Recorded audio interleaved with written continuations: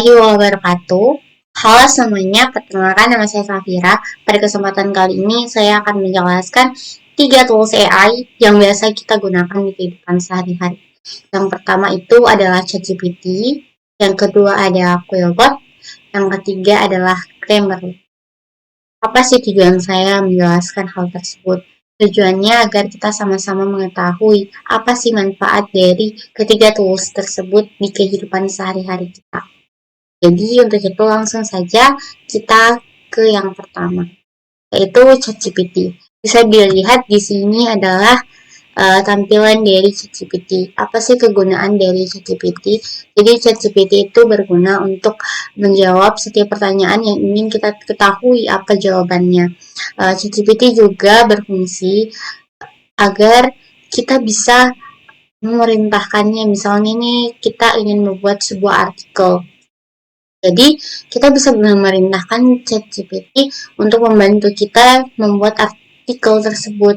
Kita sisa misalnya kasih judul dari sebuah artikel yang ingin kita bikin, maka ChatGPT akan membantu kita membuat isi dari judul tersebut.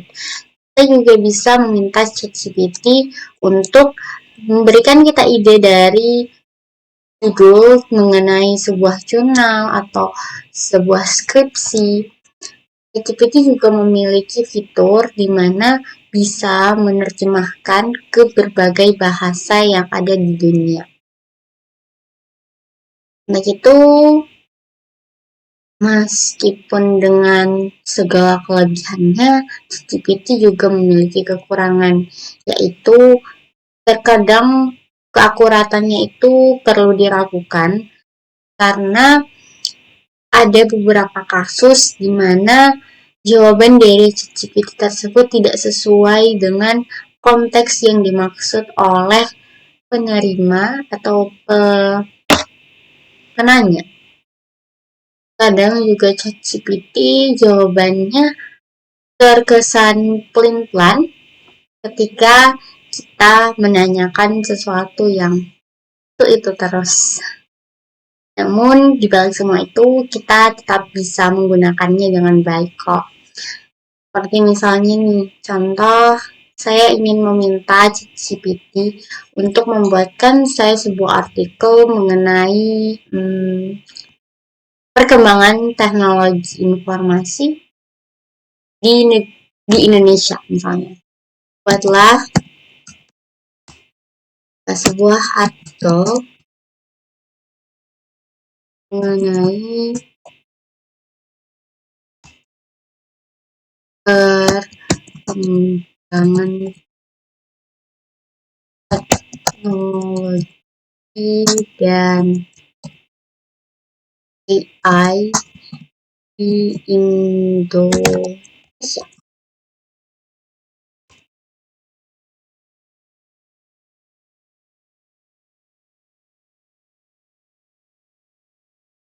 Bisa dilihat ChatGPT membuatkan kita sebuah artikel yang sangat lengkap mengenai judul yang telah kita berikan. Jadi di sini bisa dilihat betapa lengkap artikel yang dibuatkan untuk kita. Namun sayangnya tingkat plagiarisme dari ChatGPT itu sangat tinggi. Untuk itu kita bisa menggunakan tools Quillbot untuk memparaphrasing agar kita mengubah kalimat tersebut tanpa mengubah maksudnya. Jadi misalnya nih, kita ingin mengubah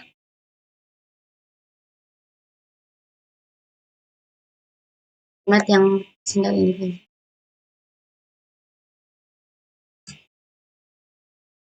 Ini Quillbot. Jadi Quillbot itu berfungsi untuk memparaphrasing.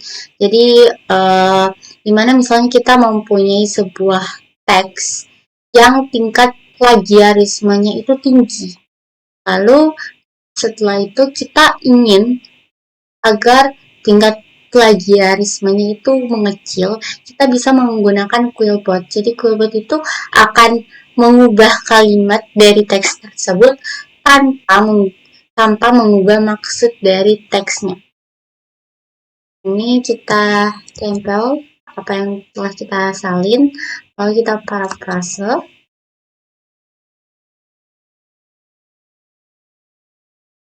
Bisa dilihat di sini terdapat perbedaan setelah diparafrase.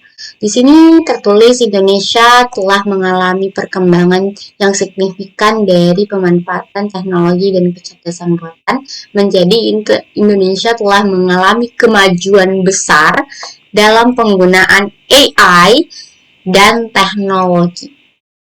Jadi beberapa kalimat di sini diubah agar plagiarismenya itu mengecil.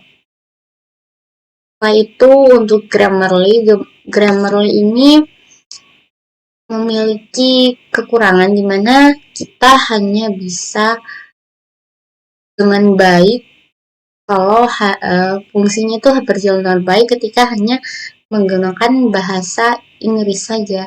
Jadi ketika dalam bahasa lain itu fiturnya tidak berjalan atau tidak bekerja dengan baik.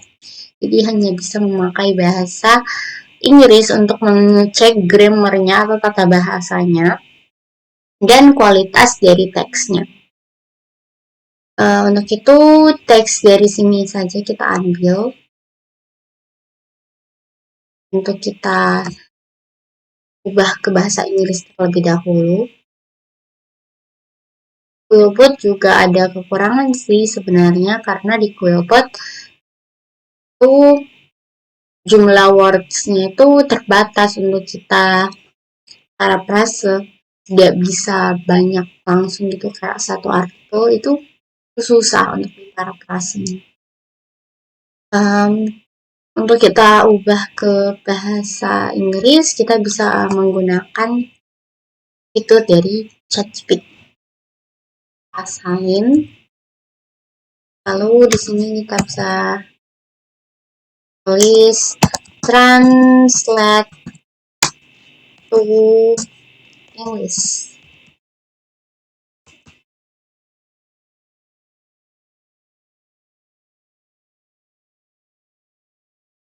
Nah, di sini ini membantu kita menerjemahkannya ke bahasa Inggris.